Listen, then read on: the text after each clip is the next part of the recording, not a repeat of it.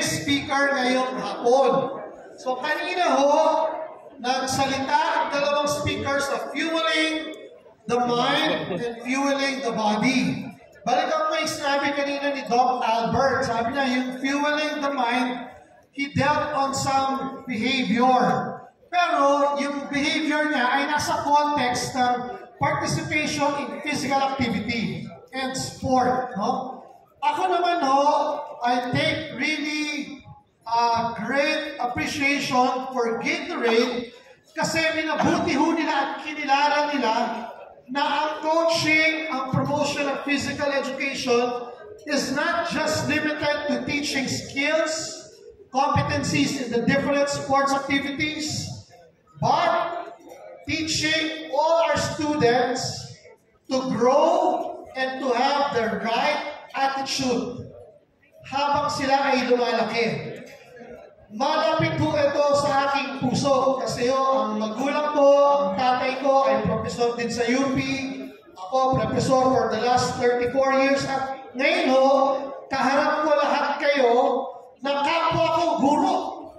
And I think even in the field of physical education and sports, malaki yung responsibilidad natin doon sa pagturo sa ating mga student athletes kung paano hindi lamang mag-champion sa paglaro, kung hindi paano maging champion sa kaugalian. No? And this is something, as I've said, we are very passionate with as teachers. Bakit? Kasi yung as teachers, kayo na yung tumatayong pangalawang magulang ng mga athletes natin at na estudyante natin. Hindi po ba? So let's go and move to the next page. But basically, I've been coaching in the different age levels. So nakapag-coach na ako, nasa field ako ng softball and baseball. No, I was a baseball player back in college. At in mga taga-Ilocos, you might know a teammate of mine, si Sir Giselo Ulet. No? Nag-coach din siya at sports director rin yan sa Ilocos Region, sa Northern Luzon. No? So anyway, maraming coaching experience ko. Nagsimula sa bata, nagsimula sa elementary, nakapag-coach sa high school, sa secondary. 24 years ako naging coach sa UP softball team. I was also lucky to have been selected to coach our national team. Sa softball, tawag dito ay ating Blue Girls team. No? And some semi-pro leagues in the women's fast-pitch softball. So, it's safe to say na medyo maganda na ng kaunti yung sharing at yung storytelling ko this afternoon. No? Pinangungunahan ko na rin kayo, marami ho sa aking ikukwento at i-share sa inyo ngayon ay alam na ninyo. Kung alam na ninyo, please bear with me, but I think this is a very welcome refresher. Why? Kasi ho, itong field na ito, itong topic na ito ay kadalasan, siya ay hindi nabibigyan ng ganong kalaking importansya. At ano ba ito? Ito yung ethics in sports. Okay? So dito ho, mag-revolve yung aking 40-minute sharing this afternoon. What is ethics in sports? It's very simple. It's the concept of what is good and what is right, or what is right and what is wrong. Diba? Lahat pa tayo, tinuturo ba natin yan sa mga bata? O, syempre ho, ang sagot doon ay oo. Pero kadalasan, lalo na pag nag-coach na tayo, medyo nakakalimutan na natin ito. Kasi masyado na tayo fixated doon sa technical training. Which is, if you're a volleyball player, how to serve, how to receive, how to set, how to make your pass, and so on and so forth. And that's true for all the other different sporting activities. No? In the second bullet, in broader terms, ethics is defined as the moral principle that governs a person's behavior or the correctness of his specified conduct. Later on, I will make a lot of sharing para pakita at may share sa inyo kung paano ba yung coaching ethics na napapakita ng mga coach sa kanilang mga players. So siguro, after ng sharing ko, ma-appreciate naman natin or dapat nating ma-appreciate na yung role ninyo ay unique bilang coach or bilang PE teacher. Bakit siya unique? Pupunta tayo dito sa huling bullet. Kasi yung applied to the sports setting, ethics has to do greatly with the concept of sportsmanship or the ethical standards that we adhere to as we practice and engage in sports. So meron ng bagong salita na napipresent. Sabi niya, meron concept of sportsmanship. Sabi ko, alam na ninyo ito, hindi ba? Pero kapag kahubang tinanong kayo, ano ba yung what is sportsmanship? Ang kadalasan na pumapasok sa kaisipan natin, sportsmanship has something to do with the behavior of the winner and the loser. Pag yung loser tatalo, siya ay napipikon. Di ba? So, minsan yung napipikon, nauuwi pa sa away. So, ang nangyayari na nasasabihan siya, hindi sports yan. Okay? Yung winner naman, dahil siya yung nanalo, kadalasan ay siya yung yumayabang. Kasi siya yung nanalo eh. Or kayo yung nag-champion. Dahil nag-champion kayo, medyo ang feeling niyo, angat kayo dun sa iba ninyong mga kalaban. So, yumayabang ka rin. At nababagsagan, ako hindi sports yung mga yan. No? Sa totoo lang, tama yun. Ngunit, ano lang yun, that's just the tip of the iceberg. Pag pinag-aralan natin at sinare ko sa inyo yung buong concept of sportsmanship. At bakit siya importante? Ito na yung last statement.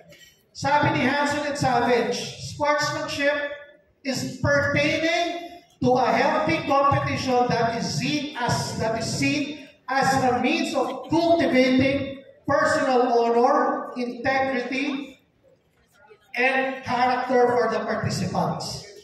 Yung tatlong yan mo yung key element na dapat nating laging kasama sa pagtuturo natin kahit na sa pagko-coach natin sa ating mga student athletes. Hindi ho pwedeng champion lang, magaling mag-badminton, magaling mag-taekwondo, pero upot ng yabang, upot ng pikon. Hindi ho. Totoong champion, magaling na maglaro, magaling sa pag-aaral, at marespeto ang bata, at may tamang pag-uugali. I think no one will disagree with me there. So, saan nagkakaroon ng problema? Because the expressed goal of a sports competition is to win, the overwhelming expectations from the external environment ay napapasok doon sa extra deliverable ng isang coach. Sino ba yung external environment? Yung coach mismo, yung school official, tayo ho yun, yung principal, yung SDO, yung regional directors, no? Yung team owners, yung managers. Expectation to win is really great. Bakit? Yung principal, hindi niya pa-funded yung basketball team. Kung hanggang unit meet lang, tapos talo na tayo. Mayroong instructions ang principal, Coach Rex. Hindi lang dapat umabot tayo sa city meet, dapat umabot tayo sa provincial meet. And we should aspire up to the regional meet. And hopefully, tayo mag-represent sa region sa pangarong pagbansa. Sinasabi ho yan ng mga principal sa mga coach nila ng iba-ibang teams. No? And why is that now an added problem doon sa deliverables ng coach? Kasi dito naman lumalabas yung salitang gamesmanship. Ano naman daw yung gamesmanship? Gamesmanship is built around the principle that winning is everything. Sabi kanina, yung winning importante, pero lalong nagiging dapat na isang deliverable ni coach at team kasi merong external pressure. Di ba? So dahil dun sa external pressure niyon, both the athletes and the coaches are now encouraged to bend the rules whenever and wherever it is possible, just to gain a little competitive advantage over your opponent. And this competitive advantage usually is the one that will deliver to you success or the win. Mamaya, mapapakita natin kung ano yung mga nangyayari sa pagko-coach natin if we practice gamesmanship. Whereas, so ito yung bad, ito yung pangit. Okay? Ito yung sa coaching ethics, ito yung ayaw natin na magkaroon tayo. At ito yung ipinoprofess ko at advocate ako na dapat nating practicein. An ethical standard based on sportsmanship. Inulit lang dito, sabi na ang sportsmanship is you create an environment where the participants, so sila coach, sila players, ay nagkukultivate ng honor, virtue, and character based on respect. Napakaganda niyan, hindi ba? Tinuturuan natin lahat ng anak natin na magsabi ng po at opo. Pati kayo, guro, tinuturuan niyo sa basic education ang lahat ng bata na maging marespeto sa matatanda. Madalas sa pagko-coach, hindi na ho ito naiisama. Nagiging as an aside na lamang. Kung bakit? Dahil nga doon sa overall expectation to win. Right? Itong sportsmanship ay naka-embed sa pagbibigay ng respect sa opponent, sa coach, sa game officials, sa teammates, and the game itself. And this will be a little clearer when I present the slides later. Punta muna tayo dito sa bad kay gamesmanship. Paano ba napapakita yung gamesmanship? Maraming pamamaraan. Number one, faking a foul or injury. O yung faking a foul, kung basketball coach kayo. Naka-defensive position yung player mo. Nagdi-dribble yung guard na offensive player. Ang instructions mo, pag medyo lumapit sa'yo, tumalas ka na kagad. Kailangan mahulog ka. So, para bang nagdadrama na binangga siya ng offensive player. And because of that, sometimes it works. Dahil nahulog yung defensive player at yung referee ay nandun sa likuran ng offensive player, tatawagan niya ng offensive foul. Yung ball carrier. Dahil tinawagan niya ng offensive foul, mapupunta yung ball possession doon sa defensive team. And therefore, dahil bola nila, may chance sila ngayon makascore dahil nakuha nila yung bola. Di ba? So, ang akala ninyo, nakaisa kayo. Pero ang hindi ninyo alam, paulit-ulit ninyong ginagawa yun, that's already borderline teaching them how to cheat. Kasi yung paghulog na gano'n, meron ho siyang form of deceit, hindi ba? Hindi ka naman tinamaan, bakit ka mahuhulog? Ano yun, hinangin ka? That's impossible. Di ba? Pero, hindi yun alam ng bata. Kasi yung coach na nga nagturo eh. So, again, this is where gamesmanship comes in. Hindi ba? Para lang makalamang, makuha yung advantage, makuha yung bola at makascore pag tayo na yung gagawa, gawin natin yan. So, paulit-ulit mong ginagawa na i-claim dun sa bata na okay ito. Kasi nananalo tayo. Diba? So, again, we will know later on na dapat di pagkapanalo may limitation. Kasi may katanggap-tanggap na pagkapanalo at may panalo na medyo nanalo ka pero dapat mong kamuhian yung mga taong ito. I will really share a story about that. Attempting to gain a head start in the race. O ang simple lang. Ready, get set, o tumakbo na. Reaction time, sabi ni Sir Marvin, no? How you react to a stimulus. Ang stimulus, pag sinabi ng salita, go! Doon ka lang tatakbo. Pero get set ka pala, pero tumakbo ka na. Why would you gain a little advantage over your opponent? Inflicting pain that results to an injury. O sa basketball or sa football, very common. Di ba? Pag may magaling na kalaban, nagsabay kayo sa rebound, medyo pag nag-rebound, bigyan mo naman ng konting sahod. Ang mangyayari doon sa magaling na player, mahuhulog, may injure, isa substitute. Pag na-substitute, very good. May pag-asa na tayo manalo. Wala kang magaling na player. Diba? Parang taking out in the equation your best nemesis. No? Ganon pag-iisip ang nire-reinforce ni coach sa sarili ng player. Pag may magaling, mark him. Okay yung mark him na bantayan mo na maganda. Pero yung mark him at patirin mo pag lumampas sa'yo, ibang usapan yun. Pero ano hong nangyayari? Sinasabi ng coach. Sa football, meron ba dito ang football coach in the room? Sa football, you know, FIFA or the International Federation for Football redefined the calling of fouls in football. Kasi naging talamak yung i-injury mo lang yung forward na magaling. So, may problema ng kabilang team.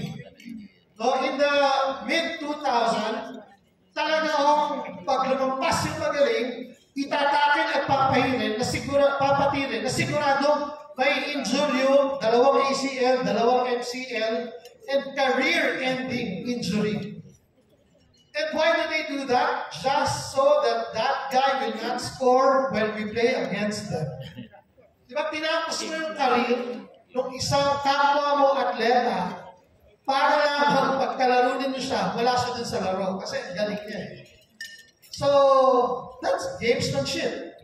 And as I keep on mentioning, Coach Joe, yung nagsasabi nun sa mga player, ang player hindi gagawin yun.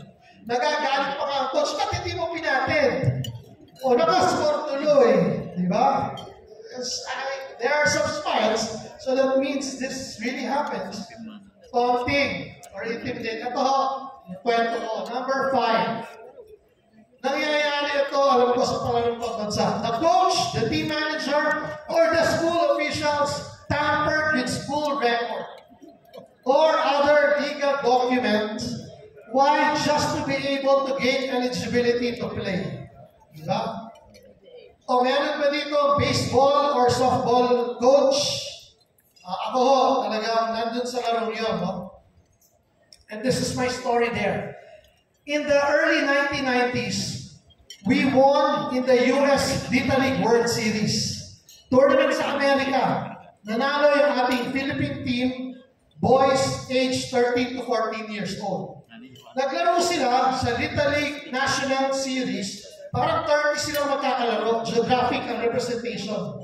So may team ang Cebu, may team ang Vigan, may team ang Cavite, 30 teams. Ang nanalo, yung Zamboanga. Yung nanalo yung Zamboanga, 16 yung players. Punta sila sa susunod Asia Pacific Little League Championships. Sa Asia Pacific, kalaban nila Saipan, Thailand, Indonesia, Malaysia, Singapore, panalo na naman tayo. So we represent Asia Pacific in the World Series sa US. Pagdating sa US, panalo na naman tayo, champion. Di pag uwi ng buong team at saka ng coach, parang hero. Ang daming bonus na nakuha ng coach, ang daming accolades na binigay. Pumunta, inimbitahan sa Malacanang. At katapos, pinaradas, Ayala sa Makati. Eto na. 1 year after, a sports writer, wala na ganun masyado, pero may diaryo dati, may periodiko, Philippine Daily Inquirer. A sports writer wrote, Al Mendoza ang pangalan niya. Sabi niya, 1 year after, we celebrated the victory of our Philippine boys baseball team. Should we? I-reveal na ngayon ang kanyang investigation after 1 whole year. Yung team na nagpunta doon, 13 to 14 years old, Zamboanga, representing Philippines and Asia in the Pacific. No? Out of 16, 12 were not from Zamboanga. Ibig sabihin, hindi Zamboangan yung bata, may taga Cebu, may taga Vigan, may taga Cavite, may taga Canluba, may taga kung saan-saan man. So kung sino-sino yung hindi geographically represented. Eh dapat na lahat Zamboangan nila. So for 12 out of 16, gano'n. Susunod, first sheet na yun. Susunod, di pa doon natapos. 10 out of the 16 players were all over age. Sila ho ay 15 at 16 years old. Yung tournament ay pang 13 at 14 years old lang. Hindi pa doon natapos. Ito yung pinakamalupit. 8 out of the 16 or 50% were not the true kids. Identity switching. Meron taga Zamboanga sa school record na si Kiko Diaz. Si Kiko Diaz ay 13 years old, galing sa Zamboanga National High School, may birth record. Pero yung numero ay si Ariel Rivera na taga Manila. So 1 out of the 16 ibang bata ang numero. So imagine, and a champion, di ba? So in-interview pati yung coach. Coach, bakit naman naisipan gawin yun? Sabi ng coach, bakit ko hindi gagawin? I was thinking about the glory of our country. And besides, all the other teams are doing it. Why shouldn't we? So yung maraming kamalian, gina-justify niya dahil yung iba ay gumagawa ng mali din daw. Yun mo yung sinasabi ko, pinangahawakan mo ethical standards. Pagkatapos sasabihin pa na ginawa ko yun dahil ang iniisip ko yung bansa natin. Gusto kong bigyan ng fame at panandali ang kagalingan ng ating bansa. What happened? We were stripped of the championship and we were banned in the literary competition for 2 years. Yun ba nga yung sinapit natin? Maja-justify yung ginawa niya? I don't think so.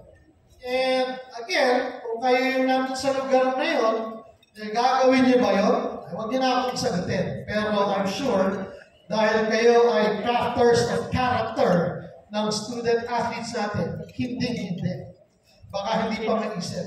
But you know, who did that? It was the coach, it was the school officials, just because they wanted to win and they wanted to give fame and glory to our country. So gano'n kalaki yung pwedeng gawing maling pamamaraan para lamang in the guise of yung iniisip ko yung bansa natin. Okay, so yan yung bad. Okay. Punta tayo din sa good. And good is, as I mentioned earlier, sportsmanship. Practice sportsmanship is a virtue.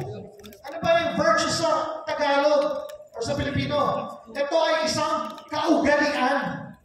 Dahil ito ay kaugalian, dahan-dahan dapat natin ito tinuturo. Hindi overnight magkakaroon ka ng virtue of sportsmanship. Dahan-dahan binibuild mo sa bawat player mo na nagsa-start sa'yo bilang coach. And this involves different giving respect to key factors of the game. You have to learn how to respect your opponent. You have to learn how to respect the game officials. Many of you now are game officials. You have to respect the team and teammates, the game itself, and the coach-player relationship. So papasinahan ko ito na mabilis lang. Pero babalik ako sa una ko sinabi, alam naman na hunin nyo ito. Kadalasan lang, nakakalimutan. Kasi puno at kulang pa ang oras sa pagturo kung paano sumipa, paano sumalo, paano mag-spike, paano mag-forehand. So, ako kulangan ng oras para dito. Pero hindi dapat. No? So, una, respect for opponents. Bakit dapat i-respect ang opponent mo? Opponent mo nga ito, kalaban mo ito. Di ba? When you realize how beautiful this is, mababago ang kaisipan ninyo. You have to remember that your opponent actually provides for you opportunity to excel. And if you excel, any form of human excellence is worthy to be respected. Marami siguro akong kaharap dito, principal. Kung kayo ay principal na may kababaang loob, may malasakit sa inyong mga kasamahan sa eskwela, mamahalin kayo ng lahat ng nasa eskwela. Pero kung kayo ay principal na walang pakialam sa mga subordinates, ang trabaho lang ay trabaho, hindi inaalam ang problema ng teacher, ng janitor, ng food server sa canteen, hindi ho kayo babatiin ng mga faculty ninyo. Di ba? So, I guess it's very easy where we want to fall. Doon tayo sa mamahalin ka. Di ba? So, paano ito napapakita? First example. Noong 1990s, ang dalawang pinakamagaling mag-tennis, si Roger Federer at si Rafael Nadal. I'm sure narinig niyo ito. Lahat ng major tournaments sila yung nanalo. Wimbledon, French Open, US Open. Yung isang tournament, Wimbledon, 5 sets ang nanalo si Roger Federer. Ini-interview si Roger Federer nung interviewer after the game. So, Roger, how do you feel about their win? Sabi ni Roger, how yung trophy? If I can break my trophy in half, I will. And I will give it to Rafa. Why? Because Rafa played so well. I had to match his greatness point by point, game by game, just to win, set by set, and eventually, I won in the match. So siya yung ini-interview, siya yung nanalo, pero ang sinasabi niya, ginalingan ko kasi ang galing ng kalaban ko eh. That is respect for your opponent. And that is what happens to you, di ba? Na-fuel ka, nagalingan mo, dahil sa kagalingan niya. If you do not respect your opponent, you fear them. What do you do? Gamesmanship. Saktan mo yung magaling. Para out of the equation, may pag-asa tayong manalo. Diba? Ganun kasimple. Walang dichotomy, malinaw. Mandaya ka para makalamang tayo at manalo. Yung isa, gawin mo, magsumikap ka, nang sa gayon, magkaroon ka ng pag-asa na manalo tayo. Malaking kaibahan sa mindset yun. And who teaches that? Kayo, bilang coach. Kayo ang nag-i-ingrain yan sa utak ng mga bata na manlalaro. No shortcuts. Sabi kanina ni Sir Marvin. Give your best effort every time you play. Refrain from gamesmanship. Follow the rituals of respect. After the game, ano ba naman yung makipag-shake hands ka? Pag nagpa-practice kayo ng martial arts, bago maglaro, bow. Pagkatapos maglaro, bow. Pupunta ka pa dun sa coach ng kalaban, bow ulit. Meron iba, immediately after the game, aalis na kagad. Bakit? Pikon talo. So yun yung walang respect for the opponent. And that is not cultivating positive values. So dapat susundin natin yun at dapat tinutulong ng coach. Meron dito celebrating victory in a respectful manner. Kasi dati sa Pilipinas, hindi basketball, nag-champion kayo, nandun yung kasiyahan. Nandun yung sabuyan ng tubig, nandun yung confetti. Habang ginagawa mo yun, yung team na natalo, nandun din, umiiyak. Nagmamakto doon sa playing venue. Ang pangit tignan, diba? Parang you're rubbing insult to injury. Sa Amerika, pag nag-champion isang team, oo, may kasiyahan, pero pumupunta sa dugout. At doon sa dugout, kapatid niya, diba? Sa mga NBA, sa football, sa baseball, nandun yung kasiyahan in their private dugout. So that is respectful manner of celebration. So we teach that also to our kids. Susunod, respect for game officials. Bakit mo kailangan respetuhin ang game officials? Kadalasan, coach, bakit tayo natalo? Paano tayo mananalo? 5 versus 8 yung laro. Diba? Basketball. Ibig sabihin ng coach, 5-5 plus 3 yung referee, kakampi rin yung kalaban. So, ang may kasalanan, kaya tayo natalo dahil yung referee. Ganon kadalasan. Pero yung referee ho, sa totoo lang, sila yung game equalizer. Diba? Nandun siya para magpatupad ng parehong rules. Therefore, yung magaling at yung hindi magaling, na-equalize because the referee enforces the same set of rules. No? At usually, pag kayo ay game official, whether umpire sa tennis, umpire sa badminton, sa referee sa football, marami na kayong panahon na ginugol doon sa craft na yun. So, ibig sabihin, nagpunla na kayo ng maraming time at alam na ninyo yung ginagawa ninyo. Therefore, dahil alam na ninyo, meron na kayong high level of competency in officiating. And that is already a form of excellence. Di ba? Paano mo napapakita? Sabi niya, observe basic human civility. Ano ba yung human civility? Kasi kadalasan, pati player ho ito, na bata, tinawagan ng foul. Bakit nag-foul?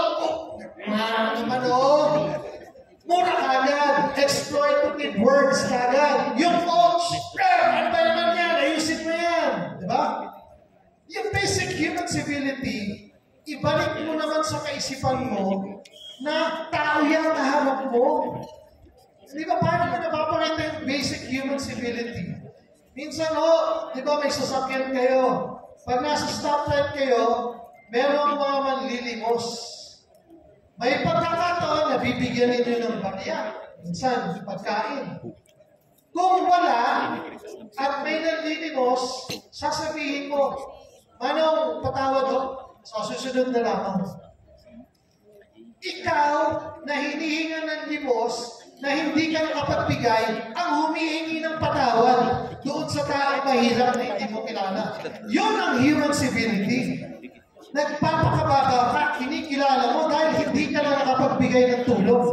Yung referee na nagtrabaho ng buong laro, may isang tawag, hindi favorable sa inyo, grabe na yung pagbintang mo ng kahit na ano-anong salita sa kanya. Nawala yung basic human civility, di ba? Kakagawa ng coach ng ganong gawain na experience ng player, akala ng player, magalit din tayo sa referee pag hindi favorable yung call. So, nagiging vicious cycle. Diba? Kasi, sabi ko nga, habit forming, character formation. Kung ano ang nakikita ng bata sa matatanda, siya niyang gagawin. Siya niyang gagayahin. Pa-social reinforcement na tawag doon. Hindi po ba? So follow the norms of civil discourse. If you have a chance to talk to the referee after the game or during timeouts, do it. If you're the coach. Ref, bakit mo tinawagan ng foul? Ang ganda ng defensive stance yan. Sasabihin ng ref, papaliwanag. Yun, makipag-engage ka ng gano'n. That's very healthy. And then extend the charitable vision. So kilalanin mo na bilang referee, may matagal na yung ginugol na panahon, siguro nga, tama yung call niya. Give it the benefit of the doubt na tama yung call niya. Don't get me wrong, meron referee or game official na talagang, ewan ko ba kung bakit sila game official. So yung gano'n, ibang usapan yun. No? Pwede kayo magalit doon. Pero yung the normal course na maayos na official ang ginagawa, pero kung bigyan natin ng pangit na salita ay ganun-ganun lang. You know what happens when you teach all these concepts to your children or to your athletes? In the end, the referee or the adult remembers this. At sa susunod na mangyari, nagiging very advantageous sa inyo. Example, meron akong player, sobrang marespeto. Kahit sa simula ng laro, nagbe-bless, nag-umaamin sa mga umpire. Tapos, bumabate na good morning, good luck sa game natin, Okay? Tinuturo ko yun sa kanila. Maging mabait kayo sa mga referee. Pagkatapos ng laro, talo or manalo, pumunta kayo kung nasa yung mga referee at magpasalamat kayo. Talo or manalo, magpasalamat kayo. Natatandaan yun ng game official. O eto na, isang laro. Pag-pitch, foul ball, strike 1. Second pitch, foul ball, strike 2. Ito na, yung batter. Third pitch, ang ganda, dead center. Yung umpire, ito yung batang magalang. Ball! Perfect throw, perfect pitch. Pero ito yung bat, hindi ito maa-out sa akin. Ball! Ball 1, strike 2. So natatandaan, hindi ka nagdaya doon. Nagpakita ka lang ng magandang kaugalian at natandaan niya. Kasi sino ba nagtuturo ng gano'n sa mga coach sa player? Okay. Magpasalamat kayo, batiin ninyo, go the extra mile to recognize the efforts of the game officials. And you will be rewarded. That is part of the whole concept of sportsmanship. Next is we show respect to our own team and teammates. Syempre, di ba? Tayo nga, coach, tinuturo natin sa bawat team natin. Magdamayan naman kayo. Magtulungan tayo during the game. Bawat isang ambag, 10 kayo, pag pinagdikit-dikit at pinagsama-sama natin yan, magre-result yan into something positive. Kaya galit-galit, well, hindi naman natin sa sarili. Pero merong team, 2 sobrang galing, yung 8, ban-ban. So, lahat ng bola, nandun lang sa magagaling, wala nang ginagawa yung 8. Pag yung bola, napunta dun sa 8, nagkamali, minumura ng sariling teammate na magaling. So, ang coach, okay lang sa kanya yun. Kasi, bakit kami ng bola? Dapat dun lang sa 2 yun. Kasi 2 yun, sila lang yung may kaya mag-score. Hindi yung ganon, yung respect for your team. Ang respect for the team and teammates, you build unity. Pumapunta yung salita, team cohesiveness. Diba? Yung team cohesiveness, tinuturo ninyo na bawat maliit na bagay at ambag, okay yan. Dahil magre-result yan, pag pinagsama-sama natin yung mga maliliit na yan, into something big, and maybe something very favorable. Baka manalo pa tayo sa laro natin dahil sa paano mo yung napapakita? Being truthful about their abilities and playing a role. Kung bangko ka lang. Huwag kang mag-insist sa coach mo, coach, pasok mo na ako, kailangan mo na ako. Darating ang panahon mo at pag tinawag ka ng coach to substitute, yan, pakita ang gilas ka. Making individual sacrifices and playing a role. Sa baseball at softball, play technical, play pa kayo, sacrifice bunt. Hindi ka papalo, kakantiin mo lang yung bola. Para yung bola, dyan lang sa harapan, pag may kakampi ka na sa base, para makatakbo from one base to the next, at ikaw, okay ka lang na ma-out sa first base. Kasi ang dali lang kuhain ng bola dahil kinanti mo lang.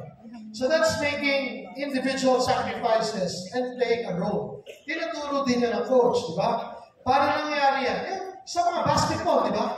Pick and roll. So magbigay ka ng screen, para pag may defensive player, may iikot na offensive player, ma-block yung defensive player. So, na-block yung defensive player, na libre yung kakampi mo, naka-layout na maganda. So, i-highlight mo yung ginawa nung nag-set ng pick. Okay yung ginawa mo. Diba? Highlight that. And that builds the team unity and cohesiveness. Maraming pamamaraan yan sa iba't ibang laro. Okay? Susunod, we have to teach them how to respect the game. What is the concept of respect for the game? May na-introduce naman salita, largeness of spirit. If you respect the game, you will develop one's largeness of spirit. Ano yung largeness of spirit? Yung example ko kanina kay Rafael Nadal, ay kay Roger Federer, sorry. Yun ang largeness of spirit. Ikaw ang nanalo, pero binibigyan puri mo, pati yung kalaban mo. Sinundan niyo ba yung si Alex Ayala sa Wimbledon? Yung kalaban niya, natalo siya ng first round, si Barbara Krajcevic. Sabi niya sa interview niya, grabe yung si Alex Ayala. Naka-recover lang ako, pero yung kalaban mo si Alex Ayala na Pilipina, she will go places. She's very young. She's only 20. Krajcevic is 28 years old. So yun yung largeness of spirit. Ikaw ang nananalo, but you keep your feet on the ground. Hindi kayo mayabang dahil ikaw yung nanalo. Bagkus, dahil ikaw yung nanalo, mas nakakapagpakita ka pa ng kababaang loob. Yun ang respecting the game. Diba? Hindi yung nakashoot ng 3 points. Tatakbo na. Pero kung ano yung mga ginagawa sa audience, hindi ba? Hindi yung cultivating largeness of spirit. kayabangan yun. No? Eh, kung yung kayabangan na yun, katanggap-tanggap sa coach, kasi siya yung palaging highest pointer, okay lang. Well, meron ganun eh. Di ba? Respecting the spirit of play and respecting the spirit of competition. Yung spirit of competition, you play your best. Kasi competition eh. Diba? Ang objective mo sa competition is to win. Tama yun. Pero may limitation. Hindi yung win at all cost. Hindi yung win na mananakit ka ng kalaban just to win. Win because you played with great effort and great hustle and great teamwork, and that's why you won the game. Ganun dapat. Pinaghihirapan, pinagsasakripisyuhan. Yung spirit of play naman, huwag nyo raw kalilimutan, and I'm sure ginagawa nito, na ibalik yung kaisipan sa players nyo na habang naglalaro, uy, mag-enjoy ka naman. Ang tense mo eh, kaya bagal mo ng reaction time mo eh. Diba? Sa basketball, down the wire, fourth quarter, tabla ang score, tatawag ng time. Ano ang sasabihin ng coach? Nasa huddle. Boys, relax lang kayo. Eh, hindi na kayo nag-enjoy sa ginagawa ninyo eh. Mag-enjoy kayo. Diyan tayo magaling. Or diyan lumalabas ang galing natin. Why? Kasi pag nag-enjoy ka, mas relax yung katawan mo. Mas relax yung katawan mo, mas na-execute mo kahit na anong skill. And that's true for all skills of different sports activities. The more relaxed you are, the more efficient the body movements are. So, and then following the games, customs and traditions, similar to following rituals and respect. And last, appreciating the greatness and achievement of others. Parang ganda yan, no? Napapakita. Kayo mismo, minsan naglalaro ng basket, 3x3 or sa bago ng training. So minsan, nakashoot ka. Uy, Michael Jordan shot. So para ba yung sandaling yun, nung ikaw yung nakashoot, hinalintulad mo yung sarili mo kay Michael Jordan. So that is what you mean by respecting the game. Nalalagay mo yung sarili mo doon sa mga ibang tao na una na napakagaling doon sa laro yun. So if you respect the game, you cultivate that also to your players. Okay? And then susunod, and last is respect the coach-player relationship. Ito, babalikan ko yung kaninang opening spiel ko. As coach, you play a key role in the development of your student athletes. Not just in playing, but the development of overall character. Why? Kasi sa totoo lang, sa school setting, yung coach ang pinakamaraming panahon na nakakasama yung student athletes. Minsan sobra pa sa mga magulang. Kasi nasa school from 7 a.m. to 5 p.m. Pero ang school lang niya, ang aral ay 7 a.m. to 3 p.m. Tapos may 5 subjects yun. Yung 2 o'clock or 3 o'clock up to 5 p.m. training na kayo ang kasama. O di dahil doon, tapos araw-araw yung ginagawa or 3 times a week. Minsan nga, kung kayo yung mag-represent sa region, sa kalarong pambansa, dinadagdagan pa ninyo. May morning training, may afternoon training pa. Yung iba may lighting facility, may evening training pa. So ang daming oras na kayo ang kasama. At dahil doon, talagang your student athletes pick up your ways and behavior. And we have to be always reminded of that. Kung ano ang pinakita mo, kung ano ang tinanim mo, siyang aanihin. So kung mayabang ka na coach, kahit magaling ka na coach, at nananalo kayo, malamang ganun din ang maging kaugalian ng sarili ng player. Magaling din siya maglalaro, ngunit mayabang na tao. Sa totoo lang, ayaw natin ng ganun. Diba? That is not human excellence. Okay? Parang sa basketball, diba? Sa NBA, meron upot ng galing, si Dennis Rodman. But Dennis Rodman did not enjoy any respect from a co-NBA player. Why? Because Dennis Rodman throws his shoes in the court pag sinubstitute siya ng coach niya. Kasi ayaw na siyang papalitan ng laro.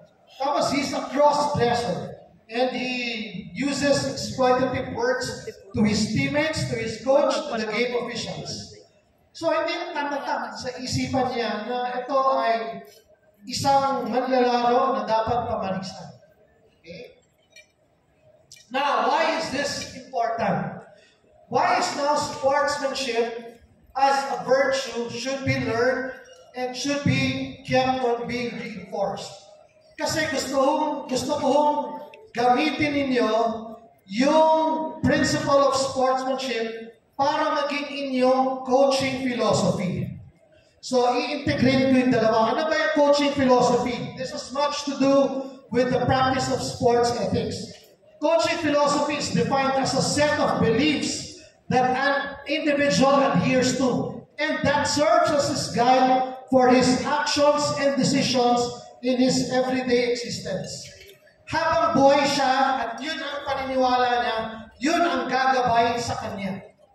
So kung ang coach ay nambabatok at naninipa ng player, dahil yung players niya ay natututo at gumagawa ng tama dahil din sa kanyang pananakit, hindi siya magbabago. Okay? Pero meron namang coach na okay lang kahit hindi tayo manalo. Ang importante, sama-sama tayo dapat palagi.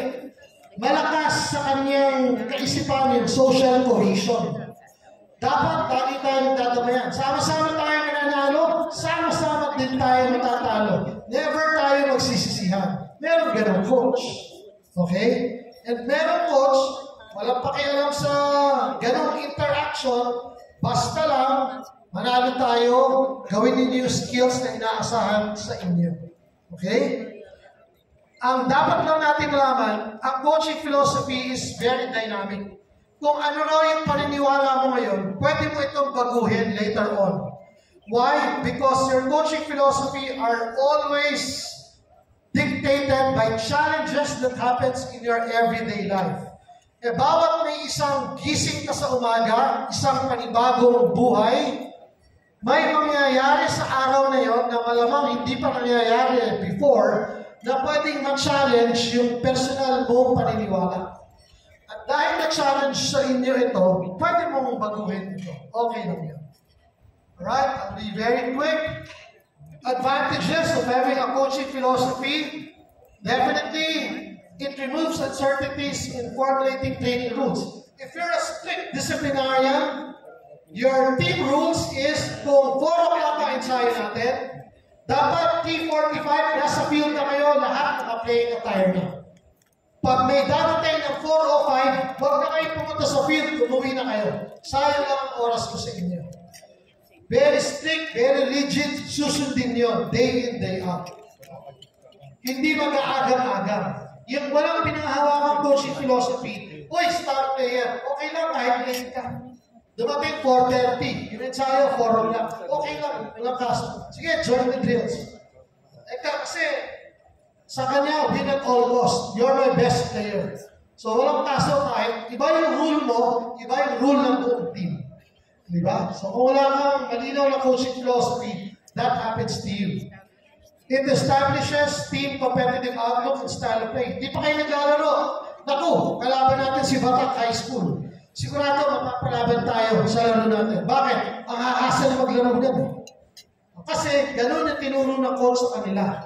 Fight till the end. Kahit tambak tayo, kayo susuko. Laban lang. Okay? How do you develop coaching philosophies? Dalawa lang naman. Learn to develop greater self-awareness. Formulate your coaching objectives. Ano ito? Learn to develop self-awareness, greater self-awareness. Mas kilalanin mo pa raw yung sarili mo. Kung ikaw ay strict disciplinarian, so be it. Huwag mong baguhin yun, maging consistent ka doon. Kung ikaw ay big brother, big sister type of leadership, okay lang rin. Pwedeng may late, importante yung cohesion, yung damayan natin. Whether matalo tayo or hindi, basta sama-sama natin, dadalhin yung talo nito, so be it. The coaching philosophy explains the actual behavior of the coach and the ethics that he believes in is where the philosophies are anchored every time. So let's just go through very quickly. Sabi niya, how do you develop greater self-awareness? Listen and self-reflect. Pag coach, hindi na ito ginagawa. Ako na yung coach, pagkatapos, magmumuni-muni pa ako, self-reflect pa ako. Ako na yung pinakamagaling dito. Hindi ho. If you're a coach, knowledge and new technologies happens every day. At kailangan mo sumunod at maging abreast dito sa mga bagong ito. Consider yourself, be a lifelong learner. Kahit ako, sa edad kong ito, meron pa rin akong bagong nadidevelop, meron pa rin akong bagong nababasa na nagagamit ko para makatulong sa pagko-coach ko. So be a lifelong learner. Oras na tumigil kayo sa pag-grow at pag-learn, yun na rin yung pagtigil ng kagalingan mo. Okay? Respect feedback, request feedback from significant individuals. Paano ito? Coach Ana, assistant ko, Coach Ana. Coach Ana, tapos yung laro. Bakit parang kumakalat yung mga agam-agam na ang yapang ko raw na coach? Ano bang pananaw mo dito? Sasabihin ni Coach Ana, alam mo Coach Kiko, kung hindi ko lang kailangan yung sweldo, matagal na ako nag-resign. Ay, yapang mo nga talaga eh. I just put up with their kayabangan kasi kailangan mo yung sweldo. Pag sinabi yun ni Coach Ana at hiningi mo yung information na yun, siguro naman tatablan ka. At baka enough yun para magbago ka. Kasi kung hindi mo hiningi ang information, kumakalat lang yung balita na mayabang yan si Coach Kiko, iba-brush aside mo lang, naku, makaingit lang yan sa akin. Mga marites lang yan. Hindi ko babaguhin yung ways ko. Di ba? Ganun siya eh. Because it is not a welcome information. It is not a welcome information that you seek out. So gawin niyo ho yun, paminsan-minsan. Understand the true concept of self-esteem. Ano ba ito? Ang konsepto ng self-esteem, walang kinalaman sa winning or losing. Ang konsepto ng self-esteem ay may nakatuon doon sa effort na ginawa ninyo during the game. Maganda ang iyong self-esteem kung alam mo na ginawa mo ang lahat ng kaya mong gawin bilang coach at ganun din ang iyong mga players. Hindi yung nanalo kayo, uy, very good, magtataka kasi ng kalaban natin. Hindi yung you put yourself in a positive and you put your opponents in a negative. Hindi ganun ang self-esteem. Ang true concept ng self-esteem. No? Minsan natalo kayo eh. Pero ang saya mo, ang proud ka. Alam niyo, post-game huddle. Grabe yung pinakita ninyo hustle kanina. Yeah, it was just the breaks that really, that was really the reason why we lost the game. But I'm proud of you and very happy of what we did in our game. Yun yung true concept of self-esteem. Lahat pinupuri mo, lahat okay. Kasi alam mo, hindi kayo nagkulang ng effort regardless of the outcome. Okay? Yung isa naman, formulate your coaching objective. At dalawa lang naman ito. It is either you are win-centered objective or you are athlete-centered objective. Si win-centered, yan yung gumagamit ng gamesmanship. Si athlete-centered, yan yung naniniwala sa mga salitang diligence, hard work, perseverance, patience. So, dinidevelop mo dahan-dahan. Nagre-recruit ka ng grade 7, grade 8. Minamatch mo siya sa grade 10, grade 11. Kasi itong grade 7, pagka titrain ko, by the time they're grade 9, grade 10, magiging competitive. Yung win-center sa kanyang team, parang grade 11 at grade 12 na. Hindi kukuha ng grade 7 or grade 8. So that's the difference between the two.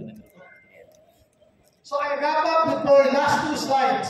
Sabi niya, the prevailing mindset of many coaches and athletes is the overwhelming objective to win. Why? Because the highly competitive focus often challenges the positive values that sports participation is meant to develop. At ano yun? Yung teamwork, yung perseverance, yung communication, at yung hard work. Diba? Nagsisikap tayo. Sabi ni Sir Marvin, there is no shortcuts. We have to earn for whatever success we might want in the future. External factors such as pressure to succeed in competitions can lead some coaches to adopt behaviors that are contrary to proper coaching standards.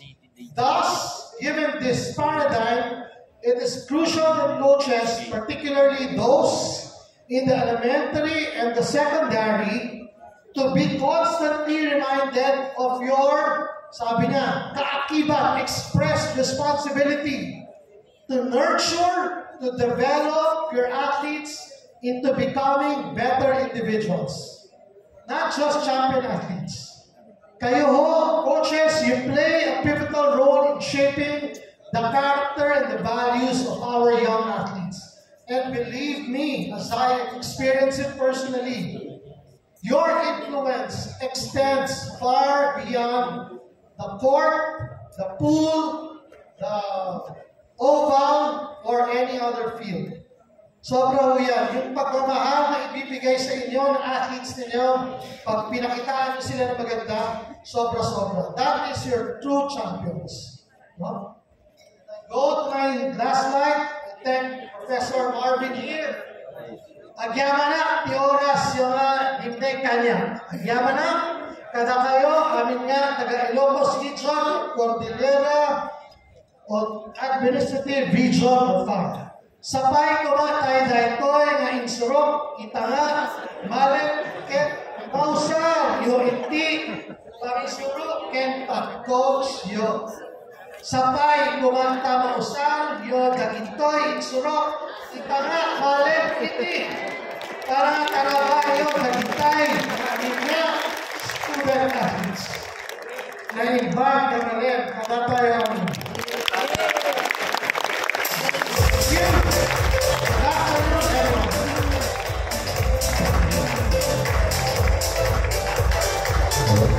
All right, that was Professor Kiko Diaz. For you guys, how about another round of applause for Professor Kiko? Thank you so much for the fun and informative learning opportunities. And with that, ladies and gents, I believe it's safe to say that we've fueled your mind, your body, and your soul. And we expect that, or we expect you to, extend the knowledge that we have learned to your students as well, because that's the point of this whole thing, right? Now that you've learned, or now that you've heard from us, I think it's time for us to hear from you. Something, a little bit of feedback of what you have learned, and how was it so far? That's why at this next segment, I think I'm going to go down there, do a little bit of ambush interview with some of you, but don't worry, this comes with a prize. And as our prize earlier that we've been giving away, and that is our Gatorade tumblers, which you can use to hydrate yourself. Okay, now let's do this. I think we're gonna have some 2 to 3 questions. 2 to 3 people. Alright. Alright. Sino kaya pwede ka mag-share? Yung walang tumbler. Alright, we're going to prioritize people na walang tumbler. Okay, alright. Ayun, tinuturo siya. Tinuturo mo. Pasensya na po. Sir, this is just a casual interview. Anyway, I think may camera yata tayo. Okay. Alright, first and foremost, good afternoon po, sir. Ano pong pangalan niya? From what school? I'm Federico Lopez Jr. from the division of San Carlos City, Pangasinan. Okay, can we give a round of applause to Sir Fidel? Thank you so much for being here. We really appreciate your presence at nandito po kayo ngayong tanghali. Now, first question is,